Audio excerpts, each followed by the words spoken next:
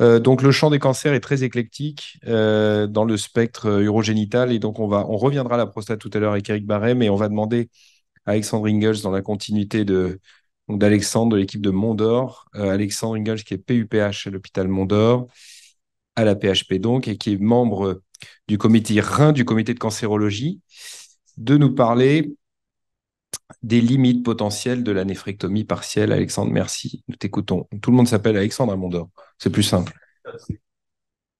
Chers académiciens, merci beaucoup de votre invitation aujourd'hui à parler ici. Je suis très flatté de venir dans cette institution.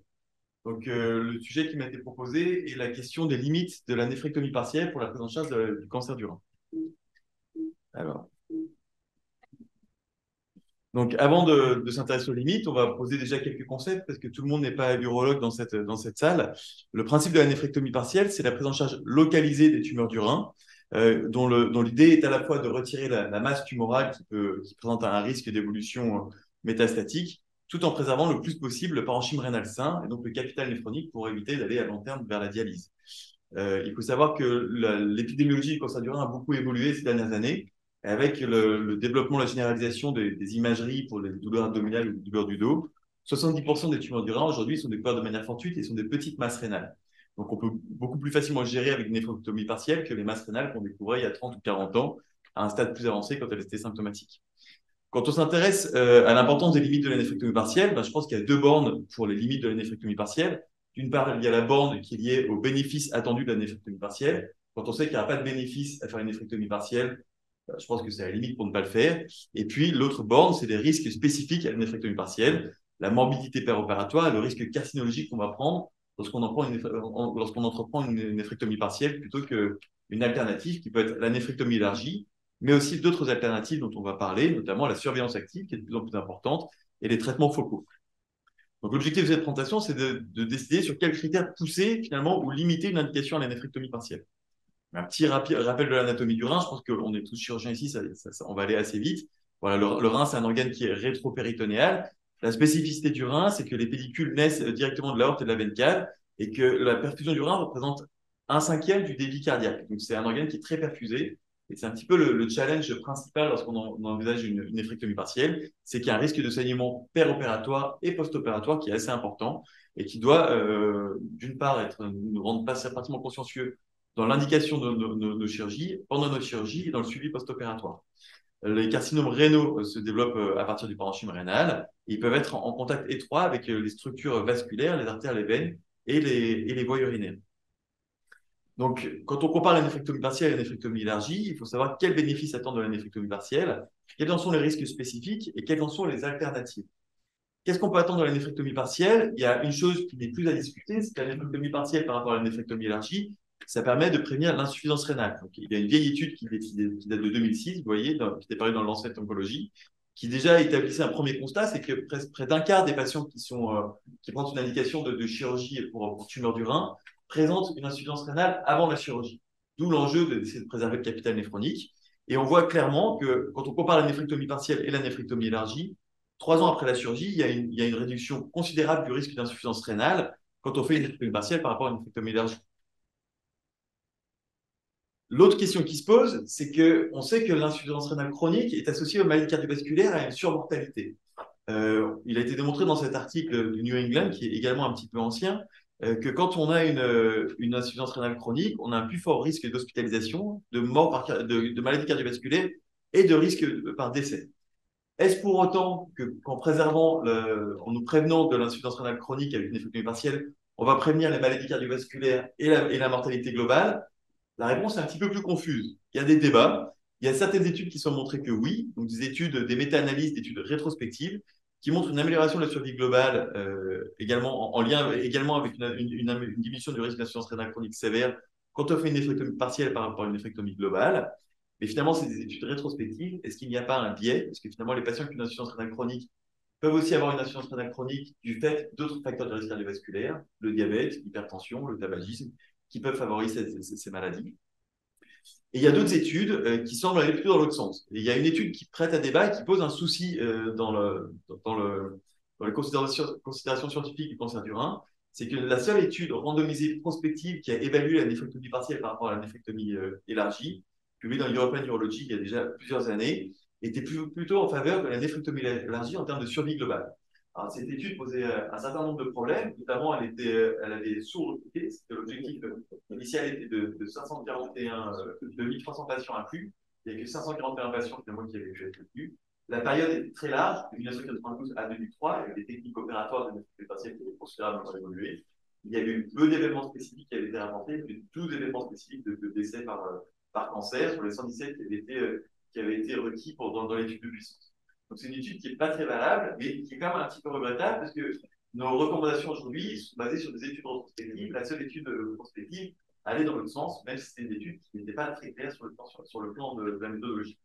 Une autre controverse, c'est une étude qui est publiée en 2016, également, qui comparait les méta-analyses de néphrectomie partielle versus néphrectomie élargie, et qui montrait, encore une fois, il n'y a plus de débat là-dessus, que la néphrectomie partielle permet de prévenir l'insuffisance rénale chronique, mais qu'il n'y avait pas d'impact sur le risque cardiovasculaire. Donc la réduction des chroniques secondaires à la chirurgie a vraiment un impact plus limité sur la maladie cardiovasculaire que sur les autres morbidités. Donc c'est sûr que c'est important pour éviter d'aller vers la dialyse, l'insuffisance rénale chronique. Il est moins évident que ça permet vraiment de diminuer la maladie cardiovasculaire. Quelles sont les indications de la néphrectomie partielle? Comment choisir, pousser un patient vers la néphrectomie partielle? Il y a les indications impératives, les indications relatives et les indications électives. Les indications impératives, c'est les patients pour qui on sait que si on ne fait pas une néphrectomie partielle de préservation du capital néphrotique, on va aller droit vers la dialyse. Vous savez, la dialyse, c'est une perte considérable de qualité de vie et une augmentation importante de la mortalité. Donc évidemment, les patients qui ont une tumeur sur un rein unique, les patients qui ont déjà une insuffisance rénale sévère terminale juste avant la chirurgie, là, il va vraiment falloir se battre pour préserver le capital néphrotique par la néphrectomie partielle. Il peut y avoir aussi d'autres alternatives, encore une fois, le traitement pour l'assurance. Il y a des indications relatives chez les patients qui présentent des facteurs de risque d'insuffisance rénale chronique ou qui ont déjà une insuffisance rénale chronique modérée. Et puis les indications électives, pour lesquelles c'est juste un principe de préserver le capital néphrotique. Comment ont évolué les recommandations de la FUE dans la dernière mise à jour de 2022-2024? Pour les petites tumeurs du rein, lorsqu'elle est techniquement faisable, les tumeurs de moins de 4 cm, on peut toujours pousser pour la néphrectomie partielle et éviter au maximum de faire une néphrectomie élargie. Pour les tumeurs de plus de 4 cm, on considère qu'il faut aussi la faire si elle est techniquement possible. Les tumeurs T1B et T2. Donc T1B, c'est entre 4 et 7 cm, et T2, c'est entre 7 et 10 cm. Donc quelles sont les techniques de néphrectomie partielle? 3 voies d'abord aujourd'hui. La voie ouverte, la voie cystoscopique et la voie robot assistée. Donc là, je vous ai inventé un graphique d'une étude de 2017 qui montre clairement l'avènement de la chirurgie robotique. Cette étude se finit en 2015, mais je pense que les courbes se sont encore accentuées depuis, avec une diminution de plus en plus importante de la voie ouverte et même une diminution de la voie cystoscopique, et vraiment un développement de plus en plus important de la voie robot assistée qui s'est vraiment développée dans notre spécialité pour la prise en charge du cancer du rein, mais également pour la prise en charge du cancer de la prostate et du cancer de la vessie.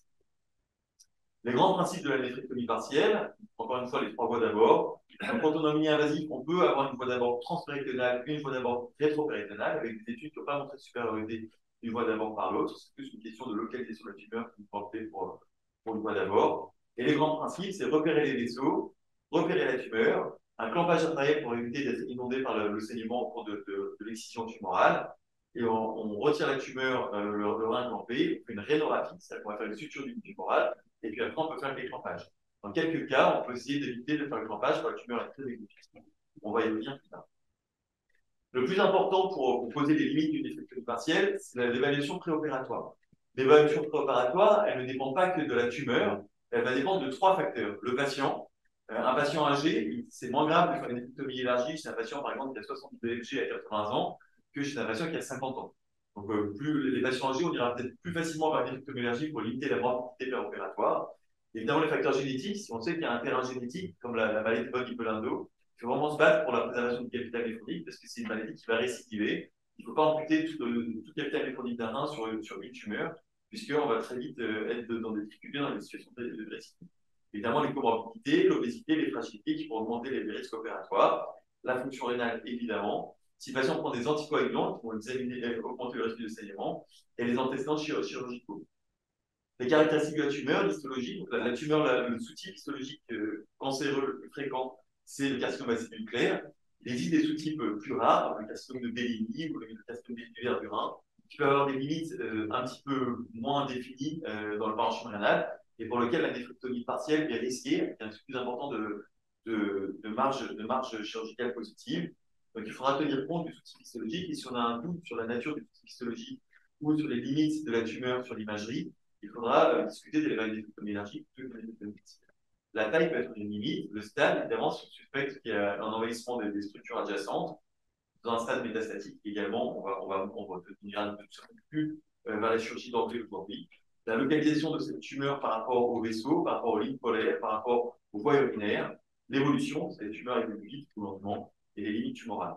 Et enfin, on s'intéresse au rein. Évidemment, si c'est une tumeur du rein qui est sur un rein qui est complètement détruit, ça ne sert à rien de se battre pour une néphrectomie partielle, on ira directement vers la néphrectomie élargie pour diminuer les quantités opératoires.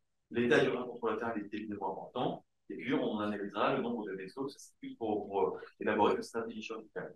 C'est un traitement spécifique à chaque situation, il n'y a pas vraiment de dogme, il n'y a pas vraiment de limite à un méthode qui nous permet de poser de manière claire les limites d'une néphrectomie partielle, d'une néphrectomie élargie. Il faut s'intéresser à chaque cas et pas hésiter à demander les avis des collègues radiologues pour pouvoir discuter de chaque situation. Quelles sont les complications potentielles? Les complications de néphrectomie élargique sont globalement les complications de toutes les chirurgies, le risque hémorragique, le risque des perforations des organes de voisinage, les risques d'éventration, les douleurs post-opératoires. Il y a des complications spécifiques à la néphrectomie partielle qui sont toujours essentiellement des complications liées au saignement. Il y a des risques hémorragiques plus importants pendant l'intervention. Il peut aussi y avoir des risques hémorragiques plus importants après l'opération, du fait de développement de faux anévrismes artério-veineux ou de fistules artério-veineuses, qui nécessite une embolisation radiologique, qui nécessite une surveillance spécifique et donc l'accès à un plateau technique en urgence en cas de complication. Il y a également un risque plus important en termes de marge chirurgicale. Évidemment, si on enlève juste la tumeur, on a plus de risque d'avoir des marges chirurgicales positives que si on enlève le rein complètement. Donc, on peut anticiper les complications. Il y a quelques critères qui nous permettent de savoir qu'une chirurgie de néphrectomie partielle est plus à risque de complications qu'une néphrectomie qu'une autre. Et les grands critères, donc il y a deux grands scores, il y a le score rénal et le score Padua. Il ne faut pas nécessairement de connaître forcément par cœur, mais on sait que quand la tumeur est plus grosse, quand elle est plus endophytique, quand elle est plus proche du île, ou quand elle est entre les lignes polaires, c'est-à-dire qu'elle est ni dans le pôle supérieur ni dans le pôle inférieur, mais plutôt au milieu, les risques de complications sont plus importants. Et avec ça, on peut donner par exemple le score rénal qui va de 1 à 12, 12 étant les tumeurs les plus complexes et c'est 4 qui sont les tumeurs les plus simples. Alors, on peut discuter de quelques cas pour voir que finalement, il n'y a jamais de cutoff bien précis, comme je vous l'ai dit. Vous voyez, par exemple, ici, c'est une patiente qui est jeune, qui a 45 ans, une découverte fortuite de tumeur du rein, avec une tumeur qui faisait plus de 14 cm. Clairement, ici, on ne va pas aller vers une néphrectomie partielle, on a fait une néphrectomie élargie par la parotomie, parce que pour plusieurs arguments, je pense que le risque de marge positive était très important, et surtout la quantité de parenchyme résiduel était très faible. Donc, dans ce cas de figure-là, la taille est un critère, mais également la qualité du parenchyme résiduel. Un autre cas de figure que j'ai vu il y a une semaine, une patiente de 56 ans, également une découverte fortuite, qui a également une grosse tumeur du rein. C'est une tumeur classée T2 qui fait plus de 8 cm. Mais vous voyez que dans ce cas précis, elle est très exophytique. La quantité de parenchyme restant est importante. Et je pense que dans ce cas-là, ça vaut vraiment le coup de tenter une néphrectomie partielle, même si on voit qu'elle rentre un petit peu dans le lead, ça ne devrait pas poser de problème pour arriver à préserver le parenchyme rénal. Est-ce que le stade est toujours une limite? Pas forcément. Donc, comme je vous l'ai dit, maintenant, on n'opère plus d'emblée les cancers du rein qui sont métastatiques. Mais on a eu ce cas d'une patiente de 76 ans qui s'était présentée avec un cancer du rein métastatique et pour lequel on a proposé en première intention un traitement systémique par immunothérapie et inhibiteur de tyrosine kinase. Elle a une réponse quasi complète de la tumeur au niveau des métastases et une réponse partielle au niveau de la tumeur rénale. Il a été démontré que les tumeurs primitives du cancer du rein répondent un petit peu moins bien que les tumeurs métastatiques sur les traitements primitifs. Il reste juste cette tumeur résiduelle qu'on a proposé du coup de retirer pour clore le traitement systémique. Et vous voyez que quand on regarde cette tumeur, elle est assez exophytique, elle est assez bien limitée. Finalement, je pense que c'est un petit peu dommage de ne pas préserver le parenchyme rénal. Et pour moi, ça reste une bonne indication pour une néphrectomie partielle, même si c'était à la base un stade métastatique. Un autre cas de figure, un patient de 64 ans qu'on a opéré il y a environ 1 mois et demi, qui présente une tumeur exophytique de 37 mm ici, mais un rein complètement détruit, un patient greffé avec une fonction du greffon qui est tout à fait correcte. Dans ce cas de figure-là, même si la tumeur est très exophytique, on a fait une néphrectomie élargie. Il n'y a pas de raison de garder un rein qui ne fonctionne pas du tout. D'accord? Donc ensuite, je vous propose une petite vidéo pour vous montrer un peu comment est-ce qu'on peut pousser un petit peu les limites d'une néphrectomie partielle et comment sur le papier, une néphrectomie partielle qui peut paraître technique ne l'est pas forcément toujours et du coup, il faut raisonner au cas par cas. C'était un patient de 71 ans qui a de découvert fortuite une tumeur qui était complètement intrahilaire, que vous voyez ici, complètement endophytique et qui était complètement encorbelée par les vaisseaux, donc l'artère, la veine et les voies urinaires. Donc c'était une tumeur qui paraît assez complexe sur l'imagerie. Euh, voilà, avec un score rénal à 10 sur 12, donc qui paraît très difficile. Mais il se trouve que finalement, donc ça c'est voilà, l'installation, on a décidé de faire une chirurgie robot-assistée, installation décubitus latéral avec les 4 trocars le long de la ligne pararectale. Et donc on arrive en transpéritonéal, on va décoller le côlon, on va aborder les vaisseaux comme je vous l'ai dit, et en fait, ce qu'il faut savoir, c'est que les tumeurs qui sont très intrahilaires, même si sur le papier, c'est des scores rénaux qui sont élevés, il y a souvent une surface de contact avec le parenchyme qui est assez faible.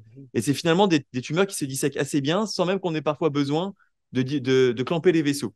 Donc, on va toujours disséquer l'artère rénale en cas de sécurité, car si à un moment on est en difficulté ou on a un saignement, on pourra toujours venir clamper l'artère pour pouvoir contrôler le saignement au niveau de son origine. Et après, en disséquant le rein et les différentes branches qui encorbellent cette tumeur, donc là, vous voyez le parenchyme rénal, on va pouvoir sécuriser chaque vaisseau qui entoure cette tumeur en mettant un lax élastique.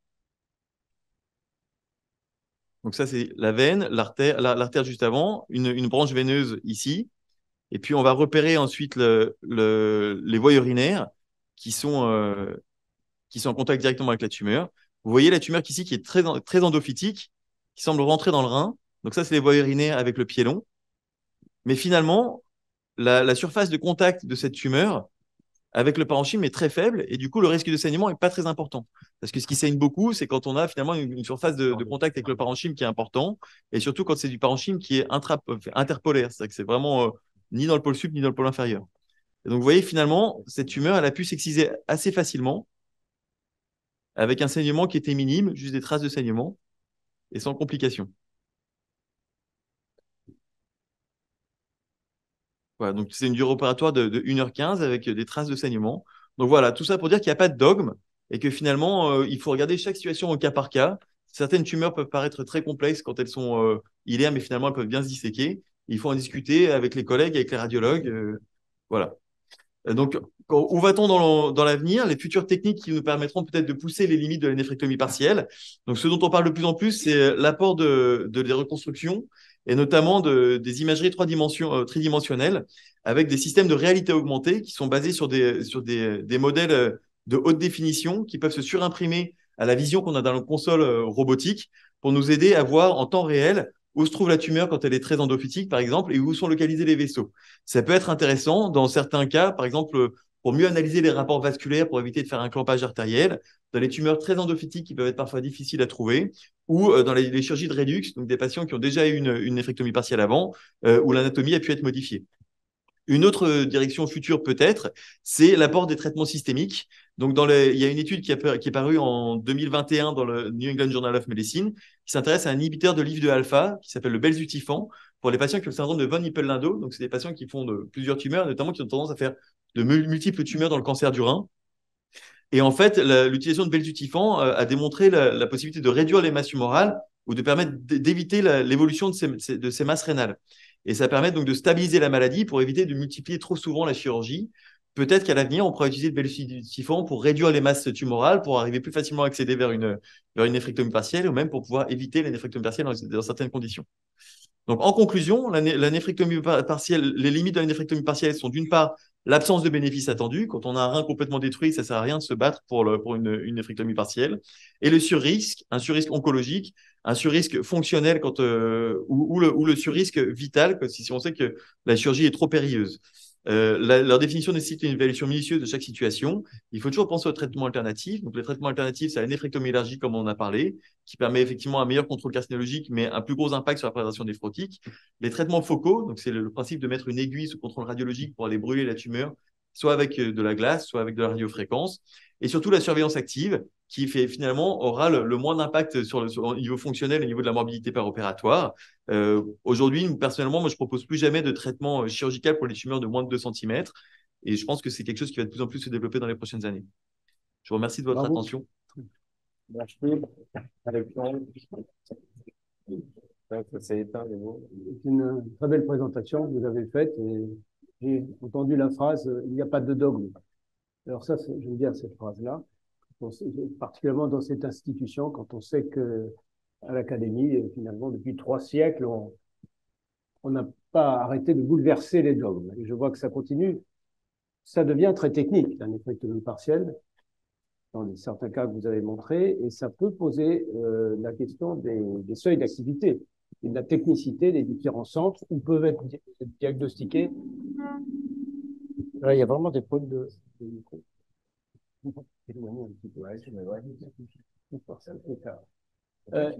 que vous avez une idée de la proportion actuellement, peut-être que vous l'avez dit, ça m'a échappé, sur les chirurgies de tumeurs du rein, nombre de néphrectomies partielles et de néphrectomies élargies? Vous avez cette Alors, proportion? les chiffres actuels, je ne les ai pas. Ouais. J'ai une étude assez ancienne, mais qui était basée sur un site database aux États-Unis. Moi, je pense que ça doit être à peu près 1/5 d'élargie et 4/5 de partiel, je pense. J'ai à peu près.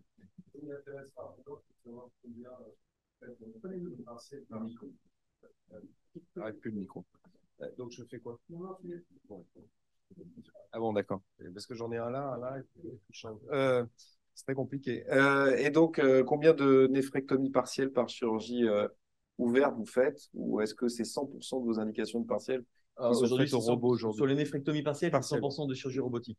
Voilà, donc c'est là la vraie tendance actuelle, c'est que manifestement, on parlera des voies d'abord dans la cystectomie avec le professeur Vincent Lecomte, mais honnêtement, pour l'apport de la robotique, c'est clairement un service médical rendu incrémenté dans la chirurgie du haut appareil urinaire et qui est de plus en plus démontré par ta vidéo et puis toutes les données que tu nous rapportes. Okay. C'est pas dans le sens de la remarque que je faisais, de la technicité de la néphrectomie, du plus grand nombre de néphrectomies partielles. Il faut en faire un certain nombre par an et par équipe chirurgicale pour pouvoir justifier ce type d'activité dans une équipe. C'est une question qui doit être posée. Derrière, Merci beaucoup pour cette remarquable présentation. En tant qu'urologue pédiatre, je suis particulièrement intéressé pour dire d'abord que nous faisons depuis une dizaine d'années également dans le cadre oncologique des néphrectomies partielles, en particulier pour les néphroblastomes, avec des séries maintenant importantes, largement publiées. Et j'ai été particulièrement intéressé par l'une des dernières diapositives concernant l'imagerie 3D, car autant c'est effectivement une voie d'avenir très importante pour l'adulte, mais autant chez l'enfant, c'est encore plus capital pour ne pas faire d'erreur dans la préservation du parenchyme. Et donc, ma question serait, dans votre série, quelles sont, selon vous, les indications précises de cette imagerie 3D type Visible Patient ou autre en préopératoire? Alors, déjà, ce n'est pas ma série. Je vais être humble. C'est une série qui est publiée par le professeur Pompeglia en Italie. Je pense que, pour moi, comme je vous l'ai dit, les bonnes indications, à mon sens, ce n'est pas un outil qu'on utilise encore au quotidien. On se base encore beaucoup sur l'échographie robotique pour rechercher les limites de la tumeur. À mon avis, les indications pertinentes, c'est les tumeurs qui sont très endophytiques, qui sont parfois difficiles à trouver. Même avec l'échographie péropératoire, parfois, on tourne un petit peu pour arriver à trouver la tumeur quand elle est complètement endophytique. Et même après avoir complètement mis le rein à nu, on n'arrive pas à trouver la tumeur. Je pense que ça peut être intéressant, encore une fois, dans les chirurgies de rédux, quand c'est des reins qui ont déjà été opérés. Du coup, le rein a été mobilisé, a été changé, il y a de la fibrose, et ça peut être difficile de trouver nos repères, tant la tumeur, mais également les vaisseaux. Je pense que pour moi, c'est les indications les plus intéressantes. Ça peut permettre également aussi, ça peut être intéressant quand on voit qu'il y a sur le scanner qu'il y a une tumeur qui est alimentée par un vaisseau principal. Donc certaines équipes aiment bien pour faire du clampage sélectif ou voilà, d'avoir cette supervision, cette superposition en 3 dimensions. Merci. On va essayer de tenir le temps. Peut-être une question brève, mais il y a des obligations derrière.